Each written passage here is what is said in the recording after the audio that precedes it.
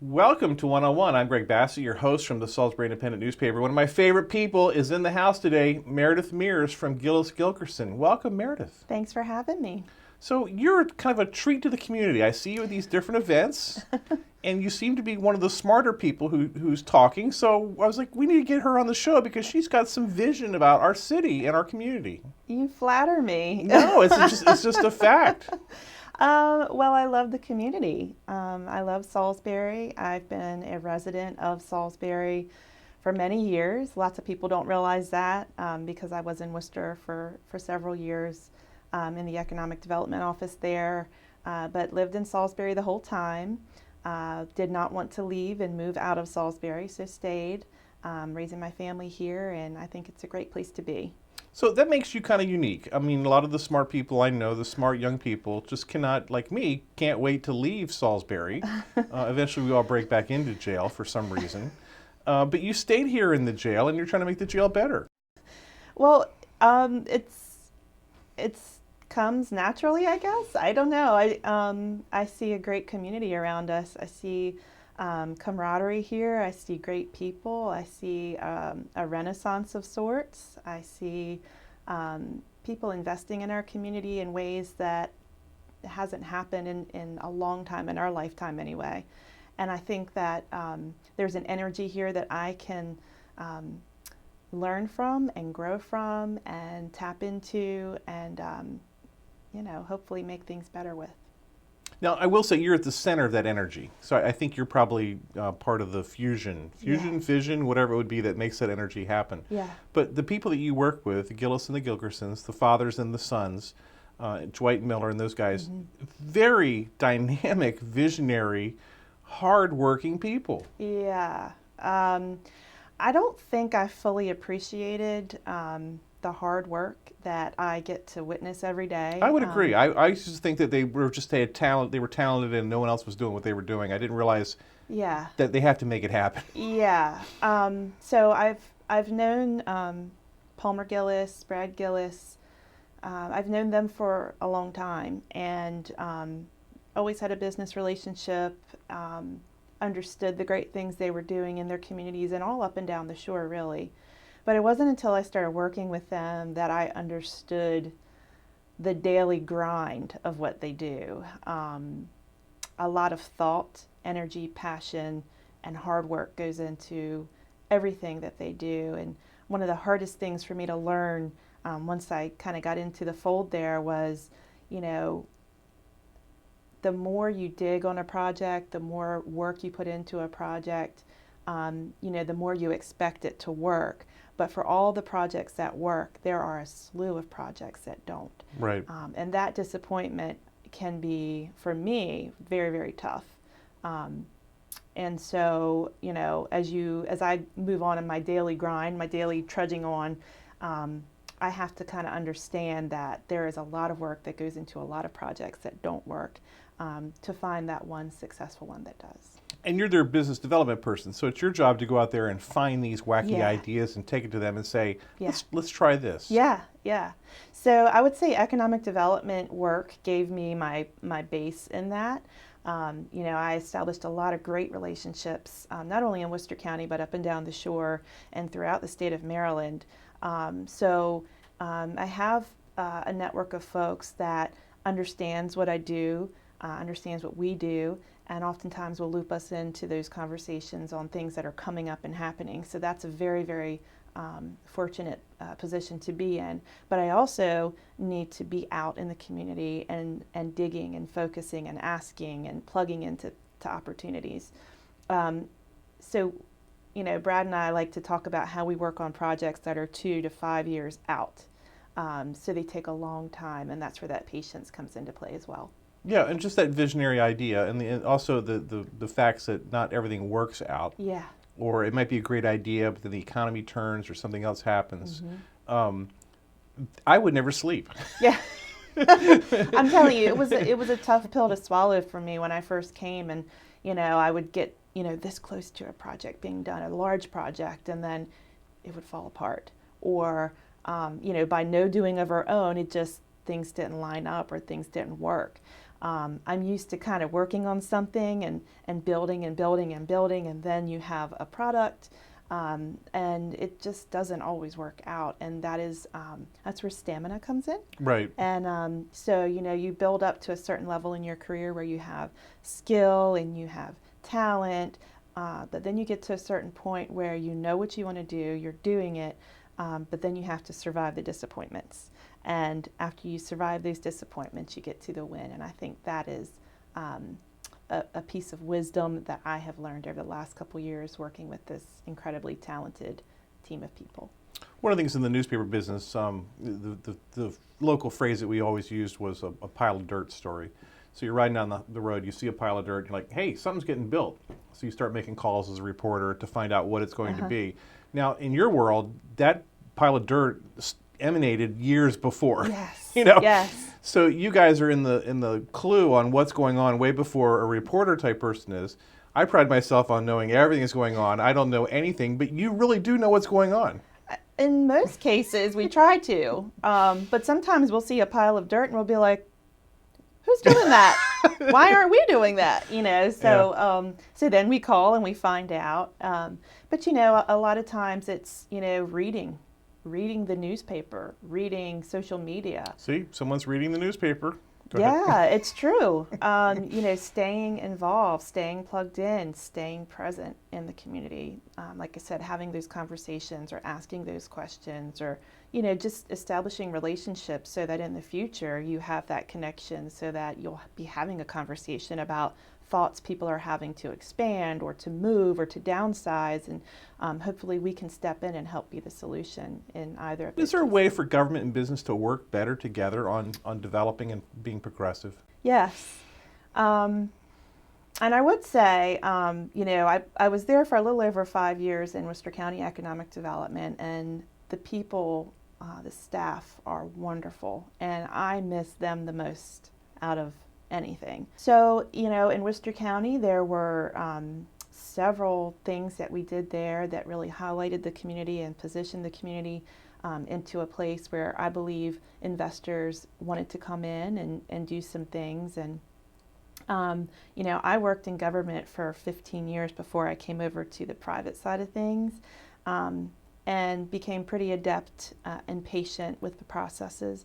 At a certain point, though, when I saw how quickly things could work and what great work I could do in the private sector, I decided after several months of soul searching it was the right thing to do. And as far as working together more efficiently, absolutely. And I would say the Maryland Department of Commerce is a great example of how that can be. Department of Commerce and Governor Hogan in general has just put forth some practices, some programs that really engage developers, engage property owners, engage businesses in moving things forward for our economy. Well, I know in the reporting ranks, we would go to these economic development forums all the time, and you would be a speaker. And you always shined in these things, and we would look at each other and go, what is she doing here? She's really good. I mean, Worcester's really lucky to have her. And I sort of see a similar thing out at the airport where you've got Dawn Veach, who's a very dynamic airport manager, with all these ideas. And it's like, can the county keep up with her, with her energy and her ideas? And I got the same sort of feeling down in Worcester. And I used to think, if only Wycomico had someone like this doing development for us. Not that we don't have great people, but just that energy is really infectious. It really is. But now you're doing it on the private sector. Yeah, and I have to say, I really look up to Dawn Veach. Actually, she was one of the first people I reached out to, and I said, can I come hang out with you for a little bit? And she said, sure. And I came and I listened to her vision, and Isn't it exhausting? Oh, energizing. Yeah. What a visionary. I don't really have words to describe her, but you've met her obviously and understand she is a gift to our community, and I buy into her vision. I understand that airport is really not just Salisbury, Wacomico, but the Eastern Shore's hub. It's an economic driver. It will bring people in. It is positioned to grow and to just really expand our economy. And thank you for the kind words and for the comparison to a Dawn Beach. That's amazing. Can I come hang out with you more often? You know, energy is infectious in a good way. This community has energy that attracts me and attracts people like Dawn Veach and all the other community leaders here, yourself, Gillis Gilkerson, the economic development directors in each county. All these people are here because they see the promise of what this place is, what it can and what it will be. And each day we're slowly putting one foot in front of the other to get it there. And I think without energy, without vision, without guts, you know, I think a community lays stagnant. And, you know, this community is not that. And the Eastern Shore is not that. I think that there's a misperception sometimes from people across the bridge that we're kind of slower over here. You know, of course we're at the beach, so it's more relaxed. But there are many, many people with vision and energy. Mayor Jake Day, for example. I mean, the transformation that I have seen in downtown Salisbury since I came here 2 years ago. You know, I told him probably a couple months ago when I ran into him, I said, you know, people used to just talk about Salisbury and the things that were going to happen and, you know, how great Salisbury is, but you couldn't really like look around and see it. Today you can walk downtown and see the manifestation of those conversations and the vision, and that gives me energy. Yeah, for me, it's something as simple as the standpipe. I complained about the standpipe, and my managing editor at the Daily, Eric Saylor, we complained about the standpipe, the rusted standpipe Yes. on Lemon Hill. Yeah. For years. Can someone just paint the freaking thing? Yeah. You know, it's an eyesore. And Jake got it done in a minute. Yes, it was done. Yeah. And it wasn't like a big deal somehow. Yeah.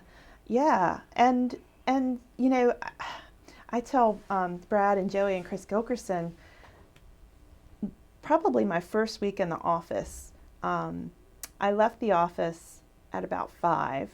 I came down, because we're on the second floor, I came down on the sidewalk and I was, you know, going to go to my car. It was dusk and I was a little, you know, I don't know. I had listened to the perceptions people had had for so long working in Worcester County and not being in downtown Salisbury. I was a little nervous walking to my car at dusk, a couple blocks away. And I looked up and in front of me were several young professional people walking along the sidewalk, going to happy hour at one of our local establishments. And I looked over and there were more. And I thought, boy, I really had the wrong idea. And I think a lot of people do. And unfortunately, a lot of that is negative attention in the media, misperception, or people trying to prop up their location versus downtown Salisbury.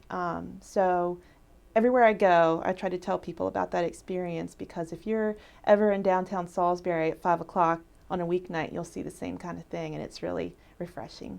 Right.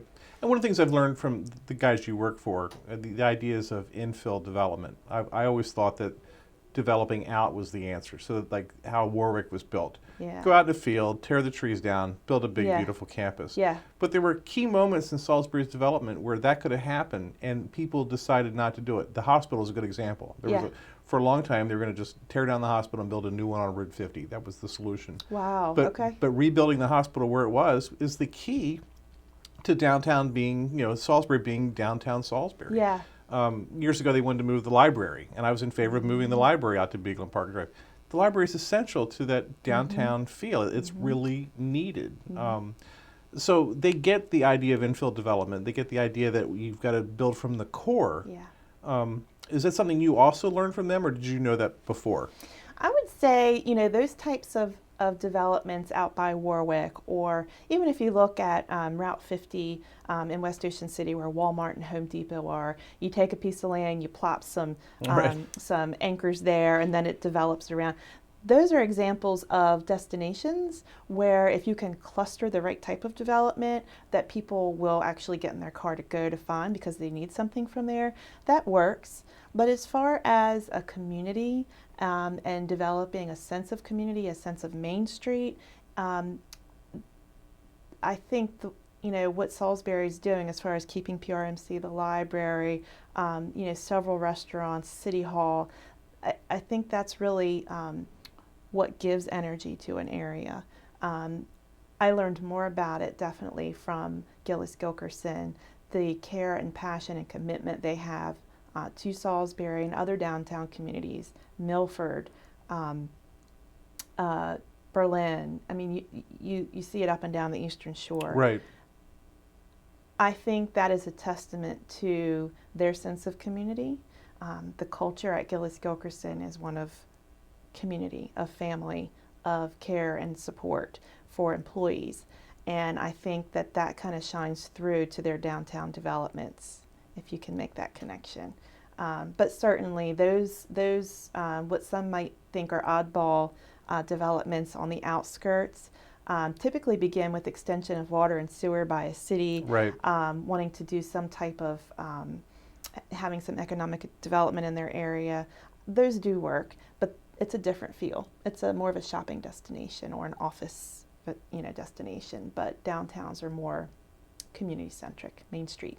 You mentioned the mayor, and it just came up recently. I guess maybe I was on a radio show, and the question came up about the high-rise proposal on Main Street. And what I see him doing as a sort of a cheerleader for the city is he helps developers get opportunities. He just wants to make sure everyone has an opportunity to take that risk, to go to the bank, to get the loan, Yeah. to build the thing, and have it be up to the standards that will make the city better. Yes. Yeah, and I think, part of the supportive nature of the city of Salisbury is the permit process, the support and the flow of how the city helps developers move forward in their development. And I have to give Jim Ireton credit for that. He was the first one to recognize the importance of that and really took some really good steps on that. But go ahead, sorry. And it is so important. Yeah. You have, like I said, I've been in the public sector for many years, and you have certain municipalities that don't move things forward in a timely manner. To put it nicely, if I could tell you how many phone calls that I had in the public sector in a different variety of areas, from business owners saying, I got to get my business open so I can start making money so I can survive. Can you please help me get my permit? I'd have a lot of money. So the city of Salisbury is one that is a partner in moving development forward, and moving business ownership forward, and in supporting the entrepreneur community. You're very involved in Leadership Maryland. You've Yes. just completed that program? Yes, 2017. I completed the program, and in the spring of this year, I was asked to come back and serve on the board of directors, which I was very, very happy about and have since started doing. It is a statewide leadership development program. It's a big deal. Well, I always felt like it. Your employer has to have a lot of confidence in you to pay the price for you to have this training. But go ahead, sorry. Yes, yeah, and I have to thank Worcester County for that. I approached Worcester County about it. First of all, Leadership Maryland, you have to interview and be accepted into. So I kind of got the guts up to ask my employer to help me attend that, and they were supportive. And I interviewed and was accepted, enjoyed the program for a whole year, learned a lot about myself. And I have to say, it played a part in me making the decision to move from Right. Government employment to private sector, into doing the work that I truly wanted to do deep down. It gives participants a time away every once a month you go away, you learn about different places in the state of Maryland, but you also connect with 52 other senior leadership level business owners, employees, and you learn about them, and you just you make connections that last a lifetime, supportive connections, mentorship connections. It really is incredible. And I also have to thank Dr. Memo Derricker as well. He has been my mentor since I was a student at Salisbury University from 1999 to 2001. I worked with him for 2.5 of those years, and he was a very strong mentor to me then, and he also encouraged me in a variety of ways to attend Leadership Maryland and also to be a board member. So it's an incredible program, and I recommend it to anyone that is interested in honing in their leadership skills. I'm glad you mentioned him, because one of the things that I see in this community is we have crucial people in crucial spots that do crucial things that really make a difference. And Memo is one of those people that you don't think of right away, but he mentors these people. Yeah. He's got just such a great demeanor about how he does everything. He's able to call me and criticize the paper or criticize something I've said or done in a way that it's not, I don't feel beaten up by it, I'm learning from it. He's very complimentary when you succeed. Yeah. It's really amazing to have a relationship with someone like that in that position. It really is.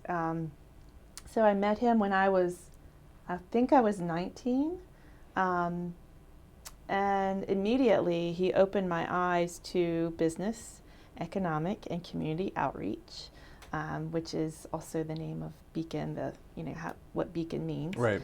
And I met a lot of people through working there, but also learned from him just in incredible ways, just about how to work with the community, how to research economics, how to establish relationships, and we just kept in touch through all these years, and he has been so supportive and encouraging, and just a true treasure in my life. So I'm very thankful for him. One of the things I do the Transformational Community Leadership Program through Greater Salisbury Committee and SU. Yeah. It's kind of a mini Leadership Maryland thing for the local people. Talk about that, how important it is to network and to have consensus with others about the community. Yeah. So I'll just give an example. In Leadership Maryland, I've always found it kind of odd. It's a year-long program, and the program, much like I'm sure Transformational Community Leadership does, puts the class together, kind of pairs you with people that are opposite from you and makes you talk. And it's the oddest thing in the world to me that I met all these people from around the state. I knew their names, I knew their faces. I had a great time with them, ate dinner with them. We were on a bus a lot of the time traveling around the state, and I didn't know what any of them did until probably the next to last month that we were in the program. I think I subconsciously chose that because I wanted to connect with the people, because when you connect with people and establish relationships, they're able to see your true intentions and trust in that, and trust that, where you're working from or what you're doing in the community comes from the best place possible. It's not, to make buku bucks, or it's not to, just totally change the landscape for the sake of doing it. A lot of times developers get a bad name in that. Right. It's very true. And, I think that it's unfortunate in a lot of ways. But when people understand where you're coming from and who you are and what your vision is, from those connections, it's priceless, and you gain support and camaraderie to move your work forward in that regard. My father was a realtor. I've always been fascinated by realtors. The best sources I ever had when I was a young reporter were Henry Hanna, Murph McLaughlin, certainly, Bill Otis. I could call them. They knew everything that was going on everywhere. Yeah. So they were always very patient. They would explain stuff to me. And that's continued on with John McClellan, with Wes Cox, certainly with the Gillis Gilkersons. But now you're involved in a new commercial real estate venture. You want to tell me about that? Yeah, so, it's very exciting. So for the past couple years, I've had the opportunity to work alongside Henry Hanna, Westcock, John McClellan, and those folks at SVN Miller Commercial Real Estate, which is a great firm. It's done a lot of good things in the community. And they've hung in there. They've been downtown forever. Yes, yeah, tremendous supporters of downtown. Yeah. I think they just recently helped the city open a dog park, Right. which I'll have my dogs at. Right. I think Right. it's amazing.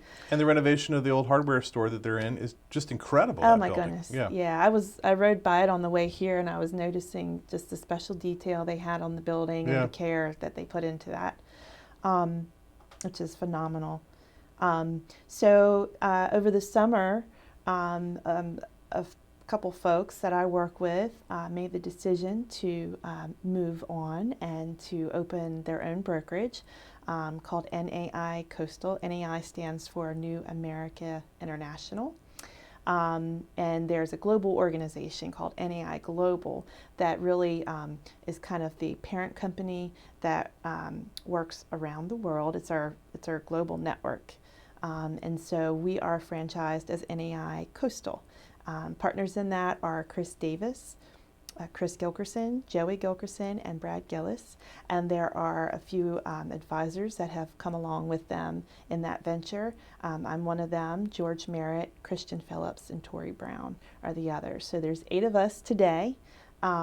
We are just incredibly excited. The network NAI Coastal has around the world. So I'm having a lot of fun doing that and advising in that regard, and also building my own brokerage business. Where do you want to take yourself? How do you want to keep serving the community over these next years? Yeah. You got a young kid. You're I going to do. stay around. Yeah. Suddenly the schools matter to you in a way they probably didn't before. Yes, yeah. I see myself in Salisbury. I've had opportunity to move across the bridge, to work internationally. I've had opportunity to do lots of different things, but my heart is here. The community here is one that kind of like feeds my soul. I know that sounds corny, but It's real. It's real. Yeah. And I get a lot of satisfaction out of that personally and professionally. And I hope that I am with Gillis Gilkerson for many, many years, because I truly appreciate and love the work that I do there. They give me a lot of freedom to envision things. I can become artistic in the way that I see a property and how it should be developed. I can get into the science of how the development pro forma is done, how the finances work, and it really keeps my brain happy and occupied. And so I just want more of that. I want more of that. I want more of brokerage, and I want more of commercial real estate locally for my own. So that's where I see myself. She's Meredith Mears. She's one of the young leaders in our community, believes in our community, and we're thrilled she had time to be with us today. Thank you so much, Meredith. Thank you for having me. I'm Greg Bassett from the Salisbury Independent newspaper. Another edition of 101 right here on PAC 14.